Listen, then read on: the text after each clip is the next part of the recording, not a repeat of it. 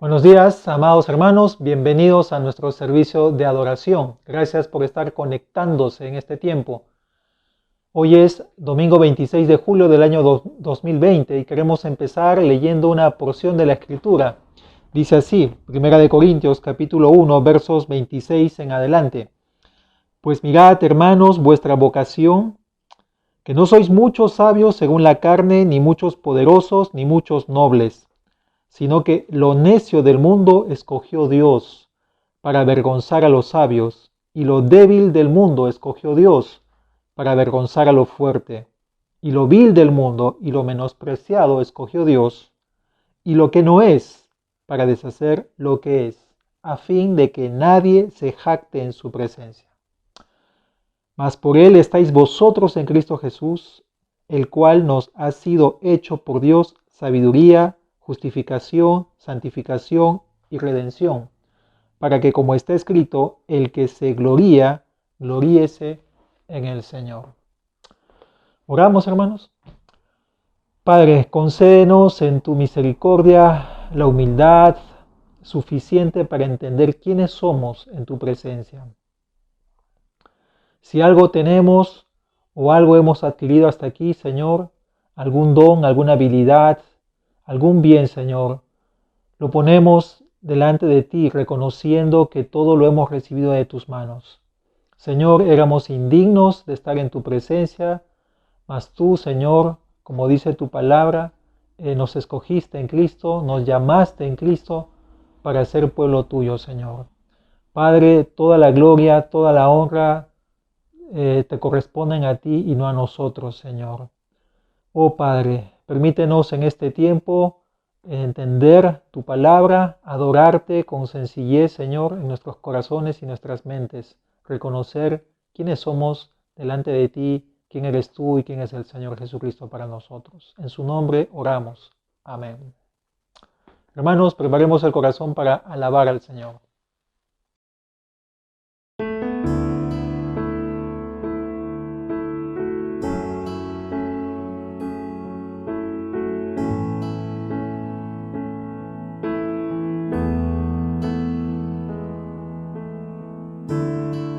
Quieto en tu presencia, ante ti me presento. Quiero oír tu voz, te escucho, Señor. Mi atención te entrego, a tus pies yo espero. Aquí quiero estar, mi corazón anhela más de ti. Haz algo nuevo en mí, a ti me entrego, Dios. Todo en mí es movido por tu amor, cautivado por tu voz. Mi deseo es conocerte más, Señor. A tus pies me rendiré y mis miedos dejaré. Transformado soy en tu presencia. Oh, oh, oh, oh, oh. Tú eres fuego en el día, tú eres brisa en la noche, aliento en mi ser, tú sacias mi ser. No hay duda alguna de tu amor y tu afecto, no hay nada igual. Mi corazón anhela más de ti.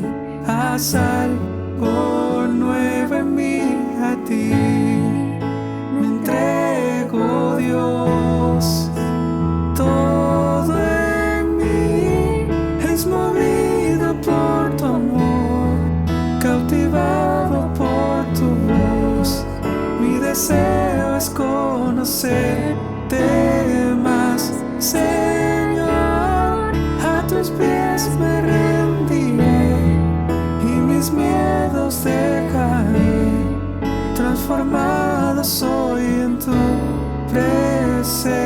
presencia. Oh, oh, oh, oh, oh. Corazón abierto está. Corazón abierto está, Dios. Haz lo que quieras en mí. Haz tu voluntad en mí, Dios. Mi corazón abierto está. Mi corazón abierto está, Dios. Haz lo que quieras en mí. Haz tu voluntad en mí,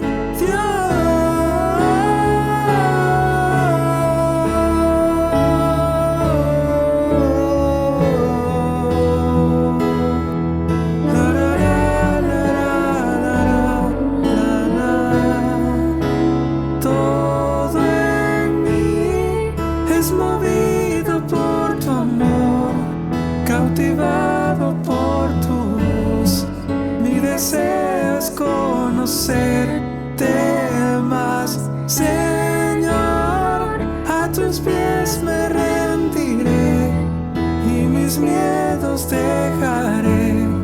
Transformado soy en tu presencia. Na na na na na, na na na na na na na, na na na na na na na, la la la la la la la, la la la la la la la, la la la la la la la, la la.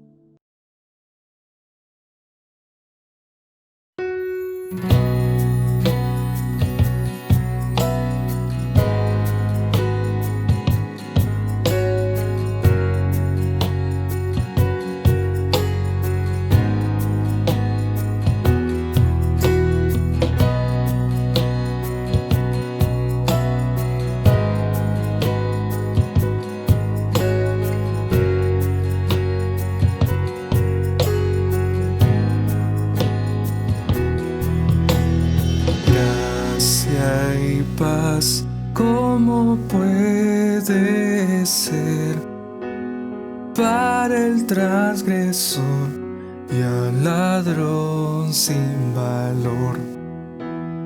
Dices que nuestro juicio es morir por la eternidad en dolor y sin ti. Qué gran misterio es para mí, qué gran misterio es para mí, que tu gracia vino a mí.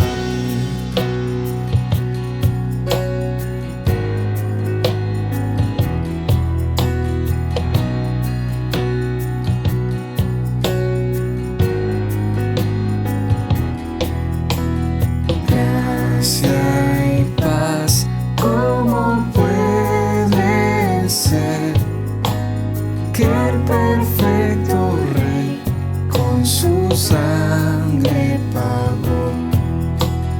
¡Qué expiación tan grandiosa tú das, que el más vil pecador puede limpiar y librar! Qué gran misterio es para mí, qué gran misterio es para mí, que tu gracia vino a mí.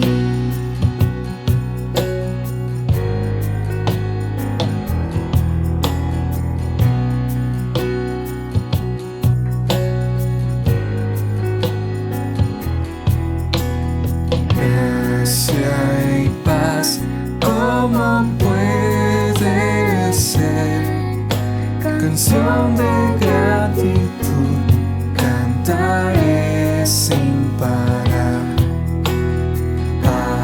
Apartado y amado por Dios, satisfecho estoy en Jesús mi Señor. Oh, qué gran misterio es para mí, qué gran misterio es para mí, que tu gracia vino a mí. Tu gracia vino a mí.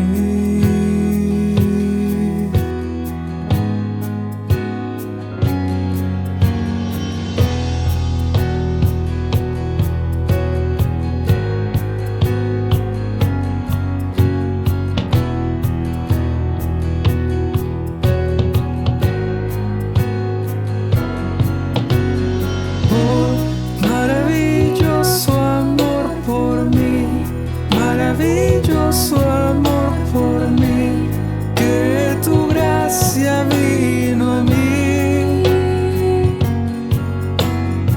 Oh, maravilloso amor por mí, maravilloso amor por mí, que tu gracia vino a mí.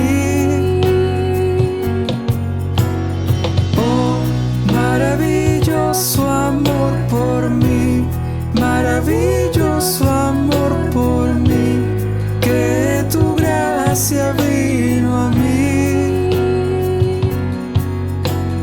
Oh, maravilloso amor por mí, maravilloso amor por mí, que tu gracia vino a mí.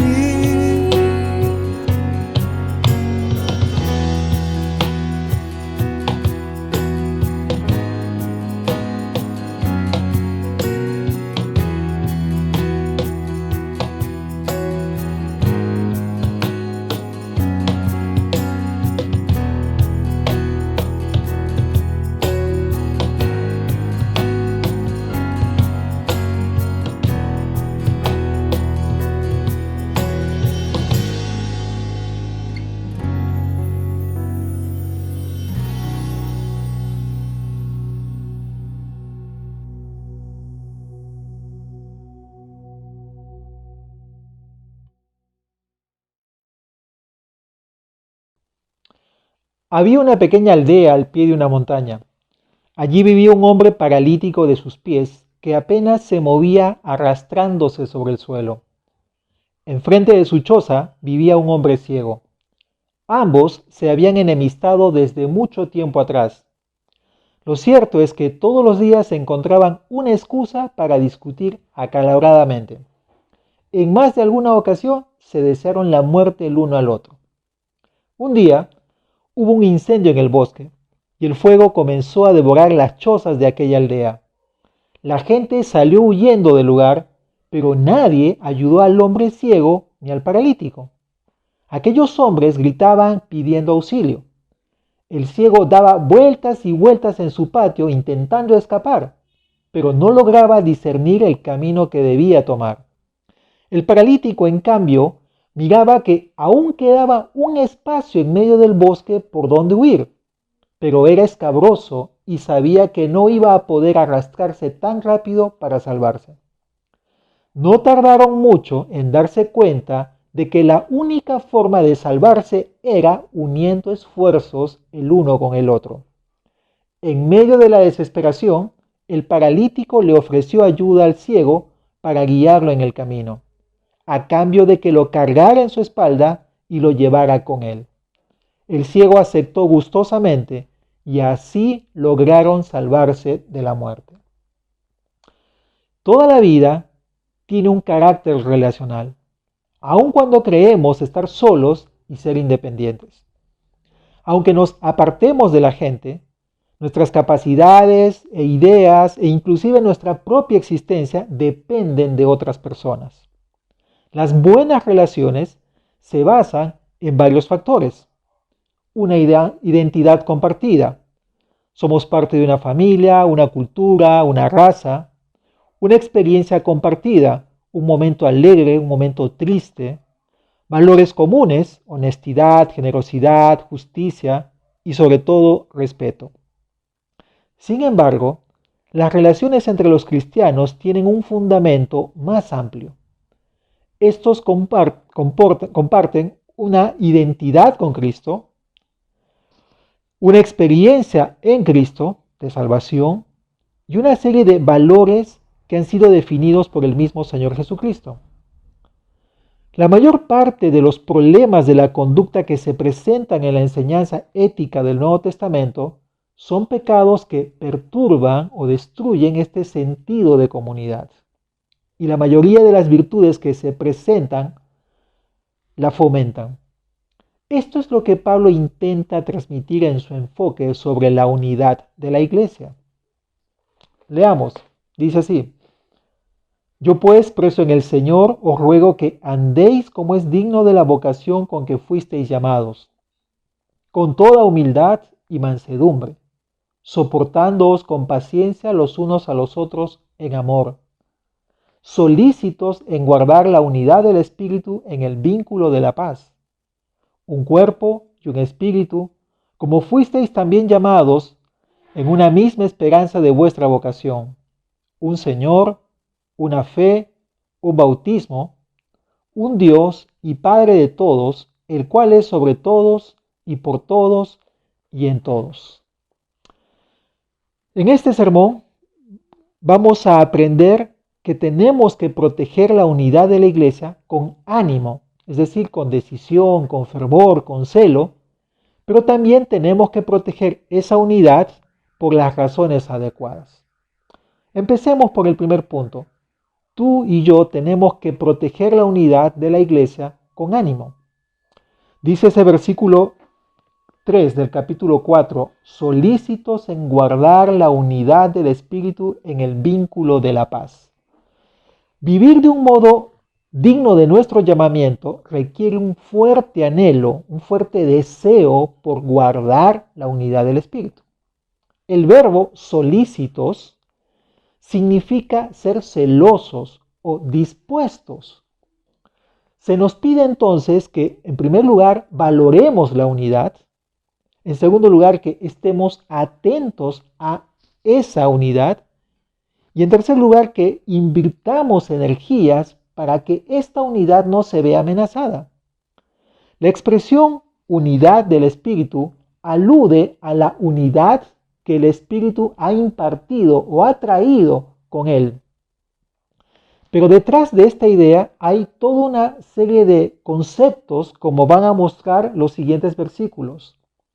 Este mismo Espíritu trabaja en todos los cristianos, nos ha bautizado en el mismo Señor y nos nutre y nos conduce a todos nosotros. Por tanto, es importante que nos demos cuenta de que la unidad es algo que ha sido impartido por el Espíritu, no algo que nosotros hemos inventado, algo que hemos creado. La palabra unidad aparece únicamente aquí en este versículo 3, pero también en el versículo 13. Le quiero leer. Hasta que todos lleguemos a la unidad de la fe y del conocimiento del Hijo de Dios, a un varón perfecto, a la medida de la estatura de la plenitud de Cristo. Una comparación entre el versículo 3 y el versículo 13 muestra de nuevo esa naturaleza propia del cristianismo, del ya y todavía no, como hemos mencionado en otros sermones. Mientras que en el versículo 3 la unidad es el fundamento, es una base creada por Dios y de la cual despegamos o partimos, en el versículo 13 es una meta hacia la cual todos nos movemos. La palabra vínculo que el apóstol Pablo menciona aquí, solícitos en guardar la unidad del Espíritu en el vínculo, dice, alude a los grilletes que mantienen atados a los prisioneros que están encadenados. Pero en nuestro caso no estamos atados por algún tipo de crimen, sino más bien por la paz a la que hemos sido introducidos junto con otros. Por eso es que Pablo complementa la palabra con el vínculo de la paz. Esta frase significa el vínculo que crea la paz. La unidad que compartimos en el Espíritu se basa en el acto de pacificación que ha realizado Jesucristo, por el cual ha creado un nuevo ser y que nos ha unido en una nueva humanidad, en un nuevo cuerpo, como vimos en el capítulo 2. Leámoslo un instante, versículos 14 al 17. Porque Él es nuestra paz, que de ambos pueblos hizo uno. Está refiriéndose a judíos y gentiles aquí, ¿no? Derribando la pared intermedia de separación, aboliendo en su carne las enemistades, la ley de los mandamientos expresados en ordenanzas, para crear en sí mismo de los dos un solo y nuevo hombre, haciendo la paz, y mediante la cruz reconciliar con Dios a ambos en un solo cuerpo, matando en ella las enemistades. Y vino y anunció las buenas nuevas de paz a vosotros que estaban lejos y a los que estaban cerca. Ese vínculo de paz es lo que Jesucristo ha conseguido con su muerte en la cruz. Si Cristo ha creado la paz y nos ha dado la unidad, entonces esta unidad tiene que ser parte de nuestro propio entendimiento y de nuestra perspectiva. Somos uno con otras personas en Cristo, nos guste o no. El ejercicio de nuestra fe, por tanto, debe ser un ejercicio de unidad. No puedes tener a Cristo solo para ti. Todo lo que hacemos en nuestra relación con otros cristianos tiene que surgir de nuestra comprensión de este concepto de la unidad y nuestra orientación hacia esa misma unidad. Efesios es la carta de la unidad, pero lamentablemente nosotros no valoramos la unidad. En lugar de hacer todo esfuerzo como se nos pide, solícitos, para mantenerla, sacrificamos esa unidad cuando aparecen las primeras diferencias. Damos más valor a las diferencias que a la unidad o inclusive a las personas mismas. Hay algo en nosotros que es propio de nuestra naturaleza pecaminosa que prefiere separarse de los demás. Y tal separación se origina en el orgullo, en el egoísmo, como lo vemos en la iglesia de los Corintios. Miremos un ratito, 1 Corintios, capítulo 4, versículo 6. Como ustedes saben, Pablo trata aquí este tema de la desunión. Dice: pero esto, hermanos, lo he presentado como ejemplo en mí y en Apolos por amor de vosotros, para que nosotros aprendáis a no pensar más de lo que está escrito, no sea que por causa de uno os envanezcáis unos contra otros. El problema era el envanecimiento, era el orgullo, era el pensar más de sí mismos. No podemos ser cristianos maduros por nosotros mismos, amados hermanos, puesto que no somos autosuficientes para darnos todo lo que necesitamos para una vida de fe. Cristo podría suplir nuestras necesidades de una manera directa, pero Él ha decidido impartir su gracia a otras personas para que ellas contribuyan a nuestra propia edificación como nosotros a la de ellos. Entonces, la pregunta es, ¿cómo puede establecerse la unidad? No es necesario establecer ninguna, puesto que ésta ya fue establecida por Dios. Pablo no nos dice aquí en la carta a los Efesios que tenemos que crear o establecer, simplemente dice que tenemos que mantenerla, que tenemos que guardar esa unidad. Eso implica que tenemos que valorarla y mantenerla. Cristo no está dividido. La fuente de la existencia de esta iglesia, de esto que llamamos comunidad, no es la misma iglesia, es Cristo. Él es la unidad de la iglesia, puesto que la iglesia solo existe en Cristo. Esto no pretende que restar validez y valor a las diferencias entre las diferentes congregaciones, y las distinciones teológicas y culturales no pueden ignorarse. No se trata de ocuparnos en desarrollar cierta unidad organizacional. El verdadero punto es más bien la unidad en Cristo, que implica una concepción del mensaje bíblico acerca de Cristo como Señor crucificado y resucitado. No es necesario que los cristianos estemos de acuerdo en todo para tener unidad. Más bien, tenemos que vivir la unidad del compromiso común en Cristo. O como lo diría una famosa canción o estribillo de una canción, en lo fundamental, unidad. En lo secundario, libertad. Y en el resto, caridad o amor. Por último, en este énfasis de proteger la unidad con ánimo, tomemos en cuenta que lo que está en juego es la misión de la iglesia. La unidad y la misión forman una misma cosa, no se olvide eso. La unidad entre estos dos grupos que menciona Pablo de judíos y gentiles se presenta como algo que está en el corazón del Evangelio, como dice el capítulo 3, el versículo 6. Leámoslo. Que los gentiles son coherederos y miembros del mismo cuerpo y copartícipes de la promesa en Cristo Jesús por medio del Evangelio. Y esta unidad es evidencia del poder y la sabiduría de Dios, como dice el versículo 10, para que la multiforme sabiduría de Dios sea ahora dada a conocer por medio de la iglesia a los principados y potestades en los lugares celestiales.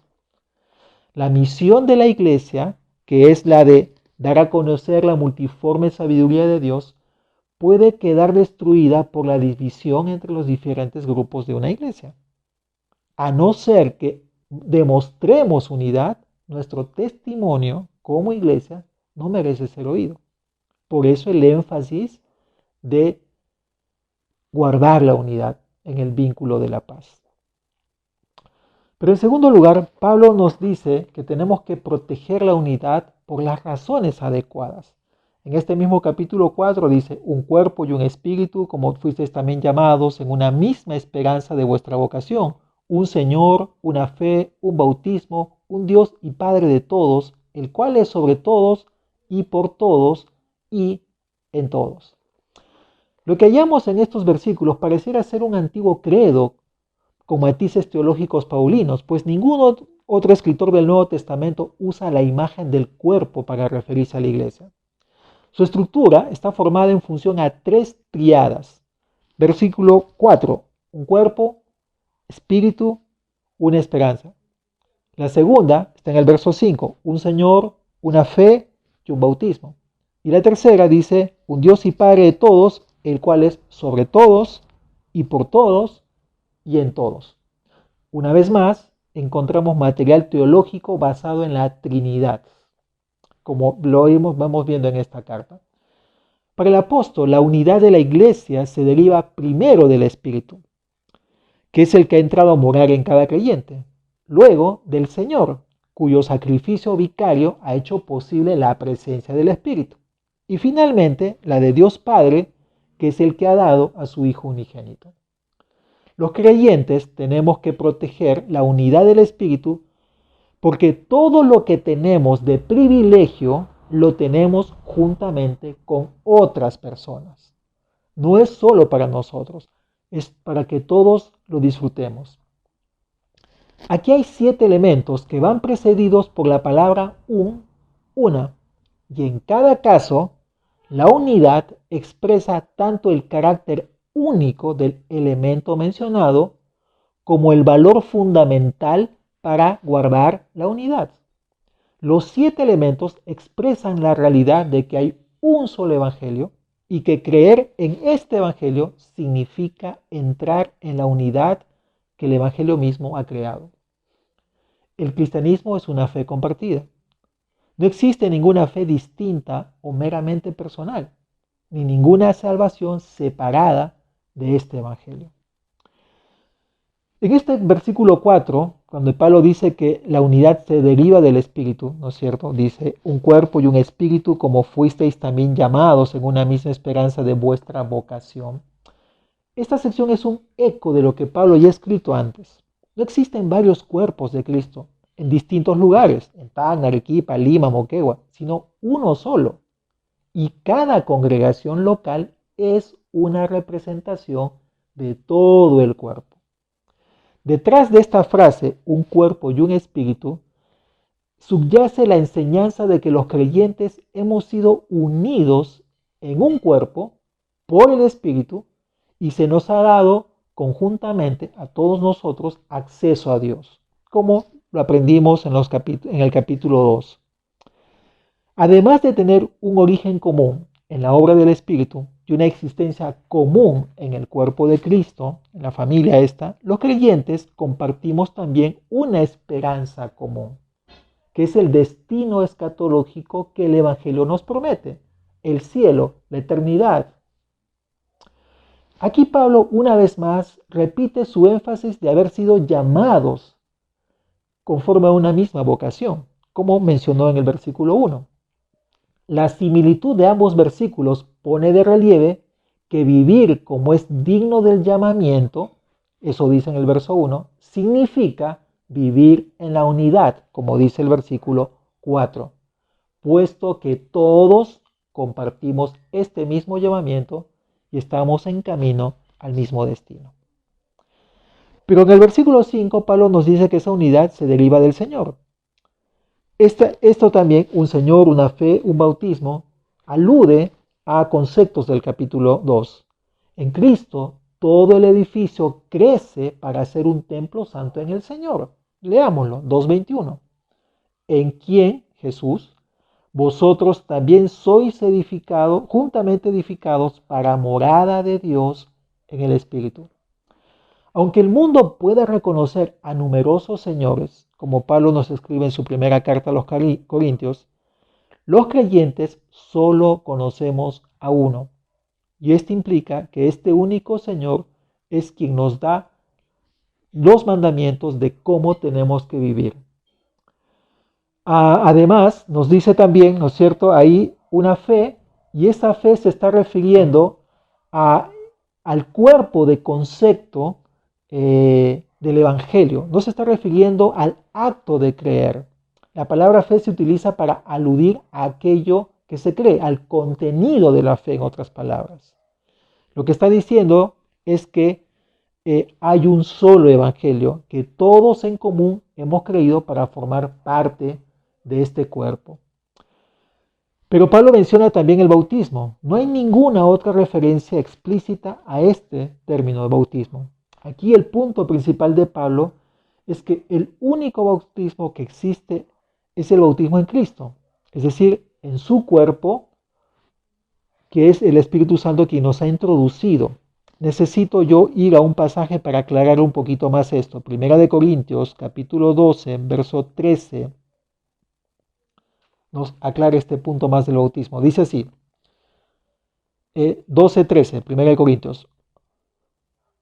Porque por un solo espíritu fuimos todos bautizados en un cuerpo, sean judíos o griegos, sean esclavos o libres, y a todos se nos dio a beber de un mismo espíritu. Pablo no está refiriéndose aquí a la forma en que han de bautizarse, pues algunos bautizan a niños, otros bautizamos a adultos, algunos esparcen agua, otros sumergimos en agua. Pablo no está refiriéndose a la forma, está refiriéndose al concepto de haber sido introducidos en el cuerpo de Cristo por el acto del Espíritu Santo. Si los creyentes compartimos el mismo Señor, creemos el mismo Evangelio y hemos experimentado la misma realidad de ser bautizados en Cristo, ¿por qué no nos esforzamos en vivir o guardar esta unidad?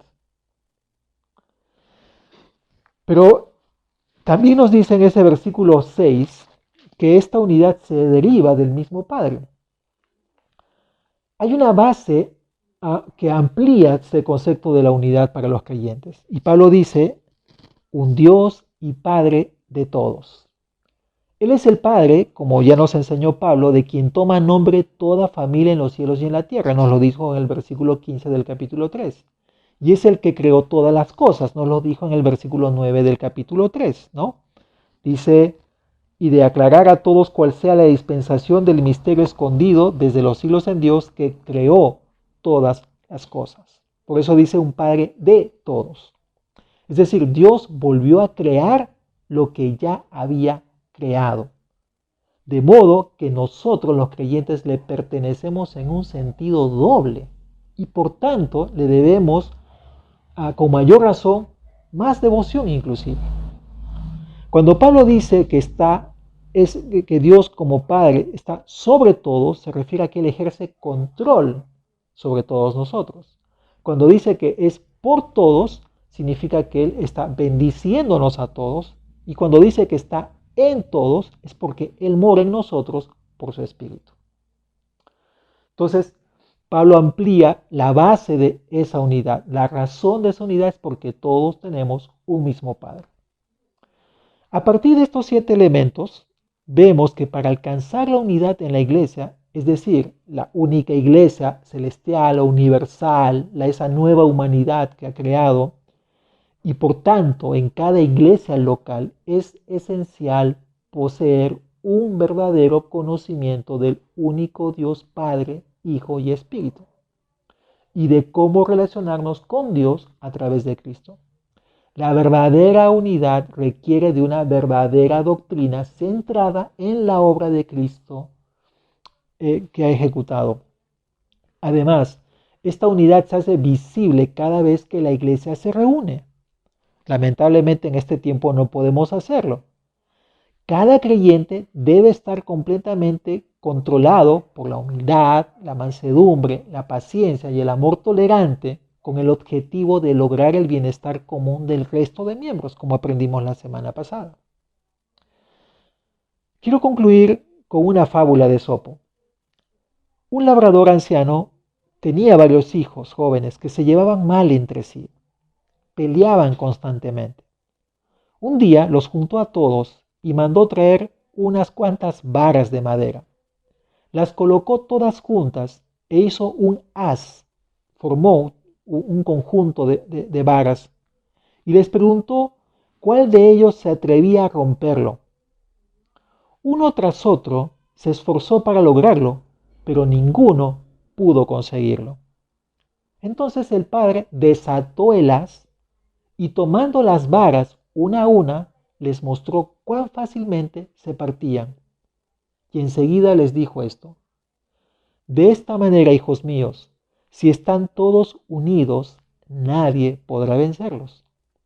Pero si están divididos y enemistados, el primero que quiera hacerles mal, les destruirá. Amados, esforcémonos para mantener la unidad del Espíritu mediante el vínculo de la paz. ¿Oramos? Señor, queremos confesarte que no guardamos la unidad que tu Espíritu nos ha dado con ese ánimo, como nos dice el apóstol Pablo. Aquí dice, solícitos por guardar la unidad del Espíritu en el vínculo de la paz. Señor, tenemos que confesarte que muchos de nosotros hemos sido descuidados, negligentes en guardar esto. Señor, danos celo, danos fervor, darnos un anhelo intenso por guardar la unidad de tu iglesia, Señor, a la cual hemos sido introducidos. Padre Celestial, concédenos entender estos elementos que Pablo menciona aquí como fundamento de esa unidad. Pues tenemos, Señor, un mismo espíritu, formamos parte de un mismo cuerpo, tenemos una misma esperanza, tenemos un mismo Señor, una misma fe, un mismo evangelio, Señor, un mismo bautismo y un mismo Padre de todos. Oh Señor, concédenos esto en tu misericordia infinita y sigue uniendo a tu pueblo, Señor, para dar un mejor testimonio de ti, Señor, porque como sabemos, la iglesia proclama tu multiforme sabiduría a los principados en los cielos. En el nombre de Jesús te pedimos esto. Amén. Que Dios les bendiga. Amados, para concluir, les animamos a unirse a nosotros en los tiempos de oración, los días miércoles a las 7 de la noche. No deje de compartir los devocionales que cada día salen a las 8 de la mañana también. Recordarles que este próximo domingo tenemos Santa Cena y también estamos empezando un nuevo curso en nuestra Academia Bíblica y esta oportunidad se va a estudiar el tabernáculo del Antiguo Testamento. Así que preparémonos para esto. Que tengan una buena semana y Dios mediante nos veremos la próxima.